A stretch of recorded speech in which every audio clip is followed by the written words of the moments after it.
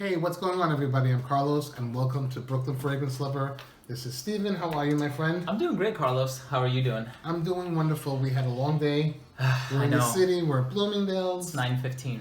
We're getting such a late start. We both have work tomorrow. You're earlier than me, bro. Yeah, it's all right. You know, we do it for the passion. Yes, absolutely. That's for sure. So, welcome to episode 3 of our new series called Indecent Exposure. Today we'll be featuring a house called Amouroud. And before we go any further, I just want to say thank you to Josie from Oswald. Yes, thank you, Josie. She provided us with these lovely, lovely samples, which came in this nice velvet pouch. And it had a case for one of these nice atomizers. And it also comes with a USB drive, and it has all of the information about the company on it. It's really cool. So thank you very much. Yeah. So what do we know about this company, Amouroud? So I noticed here on the USB drive it said Perfumers Workshop. So I did my research, and it is a company that is based out of New York. And I believe they started in the 70s, and they made custom fragrance making experiences for people. And then now they decided to put out, like they worked on the Samba fragrances. They came out with a line of fragrances called Zipped, I believe. And then Tea Rose is another one. And then recently they came out with their own line. So all of these were released in 2016. Mm-hmm. They have worked with like 5 or 6 different perfumers to release these fragrances, but their full catalog has 10 scents. Right. So here we have just 6. 6. Yeah. That's a fair representation, I think. Yeah, enough for us to get through the video. So obviously these are based around oud. Oud, the ever popular oud. I know. Are you a fan of oud? It depends how it's used. It depends, yes. Mm-hmm. So let's get sniffing. Let's start it. So here are the, I would call them a travel atomizer. It has the name of the fragrance here in the front. And then the, actually name of the company in the front, name of the fragrance is written at the bottom. And this one is called Saffron Rar, or Rare, R-A-R-E. And not quite sure, you know. Saffron Rar. Because I'm thinking Amour, right? Yeah. So I'm trying to, there's the first one. I get saffron. Mm-hmm. I get leather. Me too. It's like a leather. It smells a little reminiscent, but it smells nice. Mm-hmm. Actually, leather. I get a lot of leather, and it does smell so animalic, oudy, which is a good thing. I'm not a fan of those types. Yeah. Neither am I. What do you get out of that? So yeah, you do get the spicy quality to it, and I would agree. There's saffron in here, definitely. It's very reminiscent of something that Montal would put out. Mm-hmm. But if you want to put it straight, it smells like Tuscan Leather by Tom Ford.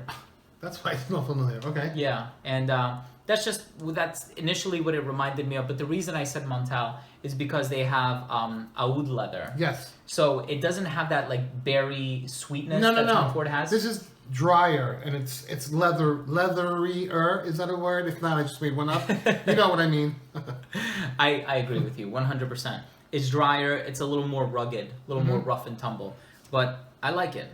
I like it. Yeah, and I'm sure on skin, like when it comes to the Aventus clones, when it comes to the Tuscan Leather clones, or where there are similarities, they never wear entirely the same on the skin. Yeah. You know, if you smell closely enough, there are different nuances. So. Mm-hmm. Right. Up next we have. Up next is Miel Sauvage. Honey. Miel, you said? Miel, M-I-E-L, yeah. So that's honey in French. Okay. Yeah? And it does not smell like Sauvage. Not at all. Because with some of these, you read the name and it's like, oh, is this what I'm going to expect? And so this feels it feels sweet again. Mm-hmm. Again, the oud must be either minimal or buried in the back of things. It has a sweetness, definitely honey. Yeah. And definitely pleasant. Yeah. When I say sweet, I don't mean overly candy sweet. Yeah. Or cloying, but I don't know if I would call it a gourmand, right? Not quite. It doesn't go over the edge of sweetness. And I think if you're expecting something like Killian's Back to Black or Naomi Goodsear's Bois d'Assis, not Bois d'Assis, but Or du Sorel, it's not that one. Yeah, the honey in here is not nearly as strong. It's definitely on the lighter side, but it has a nice little sweet touch to it. I think it's very versatile. It's pleasant. Perhaps a little powdery too. I detect in there. I could see that. Yeah. So. Anyways, it's nice. I like the first one a little bit better. This would be more catered to my personal taste. Yeah. This here. Number 3, we have Midnight Rose. Ah. Now, do you think that one is feminine? Yes. Mm-hmm. In a good way. Yeah. Would you wear it? Yeah. But that's not saying much. No, that's not true. You know, there is some feminine fragrance that I'll wear, but not all. Yeah. This is one I would definitely consider. I smell like a citrus floral. Am I correct? I didn't look up the notes, but I get a certain citrus there, but it's bright. I can see what you mean. I don't find that uber feminine at all.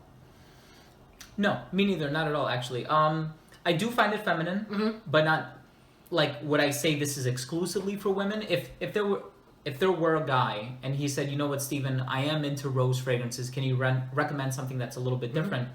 I would recommend this. You know, I recently reviewed a scent by Armani called Sea Rose Signature, and that fragrance is rose and black currant. This reminds me of it. Just that it has that sort of like sweet, fruity floral, but not in the conventional like jasmine and peach kind of a way. That has a certain brightness about it as well. I can see with the citrus, right? Yeah. Yeah. It has a bright opening. I like it. So tell me the names again. So this one is Saffron Rare, Miel Sauvage, and this one is something rose? Midnight Rose. Midnight Rose. So the next one here is, and I'm blind, I don't have my, Santal de Indes. Correct? So sandalwood of some sort. Yeah. Do you like sandalwood? I do.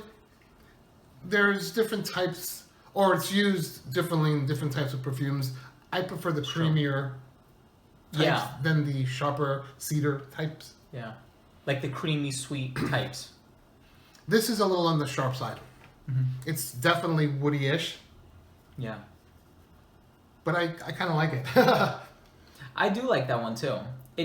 To me, when I first sprayed it, it smelled kind of boozy. It's definitely a woody masculine fragrance. Yeah. And again, I'm not detecting oud. No. Neither. I mean, I've smelled some brands where the oud is like out there. It's the star player. So actually, if you're not a fan of oud, then these are definitely something to consider because it's not overused or heavy-handed in a heavy-handed way. Absolutely. Yeah. This is nice. I like that. I like that one too. For a frame of reference, if you've tried Idole de Lubin, you might like this one as well. It kind of has this familiar feel to it. I think that's why I said it smells boozy to me. And maybe it's like the spicy components of it. And I can agree with you when you said that it smells sharp. Yeah, so like pencil shaving sharp. You know what I mean. This is called Dark Orchid. Dark Orchid.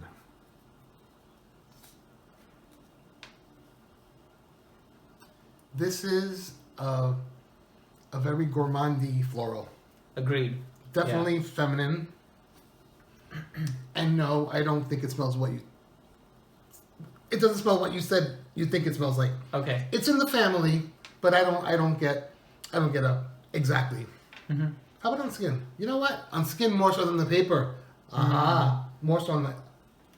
But this is, I would say, voluptuous, floral, gourmand. It's a little vavavouni. Yeah. It definitely leans on the feminine side, but a guy who likes something like Black Orchid might want to wear it or check it out. Yeah. I like that. You. That's good stuff. It's a very extroverted scent. That right there I think has the most personality of all of them that I smell so far. They're all good in their own right, in different ways, but this one had the most kind of twists, and this one yells if some of these just speak softly. Oh yeah, definitely. There's a lot about that fragrance that really pops out, and I think it's a very extroverted scent. I think it's a showstopper, and it's a head turner. Yeah, for sure. Would you wear that? Yeah, actually, I would. Cool. I would. Yeah. You've come a long way because there was a time when you wouldn't even consider it, but you've come a long way. I think I have, yeah. There's just something about that gourmand quality, you know, that I really dig. You know, I appreciate it. And also, I gotta say that the gourmand qualities were a little more exaggerated on the paper than on skin. It kind of smooths out on skin much more, but you guys know that. Always different from paper to skin. Definitely. And lastly, One more. we have Oud du jour, Oud of the day. And that's nice. So if you're looking for oud, that's the one that you need to sniff out. This was the oudiest, but still not over the top oud. Yeah. That's nice. Yeah. I like that. Mind if I? Please. Of course. Listen, I like it. I really like this one.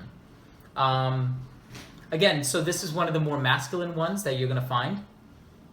I like it that, all right, so the woodsy nuances are pronounced. It's rich. It has a lot of character.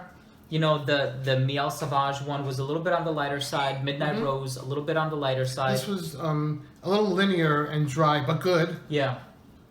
This one, you can tell there's a lot going on in there. And I like this one too, the citrus floral. That one was nice too. Yeah. But I really like this one. Oud du jour, I think, is going to be their best seller. So if there's one from the line that you absolutely must try out, that would be my recommendation. And again, I don't think it's overwhelming that it's going to turn people off. No, not at all. They've left the icky, animalic, medicinal side of oud out of this presentation, I think. Or perhaps on skin, it'll be more detectable than on paper, but that's a good thing for me, as far as I'm concerned. Yeah, definitely. Do we know the price points on these? I do not. We don't, because they're not on the website yet, but Yeah. I guess if I find anything out before I post this, I'll ask Josie. She'll let us know how much they're going to go for. That'd be great. A big splash these are going to be, I think, at Oswald. Congratulations. They do a very fine job of sourcing some of the best brands and exclusive brands out there. So Yeah. something to look forward to from Josie at Oswald. Yeah. Final verdict. It's going to be called Josie's soon. Josie. I'm sorry. It's a family business, so they won't like that very much. Yeah. But there's no denying it that Oswald has some really great brands in there. Yes. You know, from Montal to Perfumum Roma to, it's just, I love visiting. I love visiting. So final verdict, I think great fragrances. A lot of variety, some familiar scents. But again, you know, they're done a little bit differently, right? We can't say they're a carbon copy. So you definitely need to try them out for yourself. Absolutely. So I'm here in Jersey. This is Steven's set, and I think I'll give away my set since we've done the presentation. Really? Yeah. That's incredible. So one lucky person, US only, can win this exact same thing here with the pouch. And all you have to do is subscribe to Brooklyn Fragrance Lover, like and share this video. Then leave one comment down below with what you found most interesting about this presentation, or which one appealed to you the most from our descriptions. And please be sure to follow this guy here. And yeah, I think that's it for today. That's awesome. Yeah. Thank you for coming, Carlos. My pleasure. Again, really enjoying all the new fragrances that we're getting a chance to sample. And I really enjoyed shooting episode 2. Oh, yeah. That's going to come out soon. Yeah. I'm just so fortunate for the generosity of people like Josie that Absolutely. we even have the opportunity to sample these scents. So thank you so much for tuning in. Please to join us in our next review, and take care. Take care, everyone.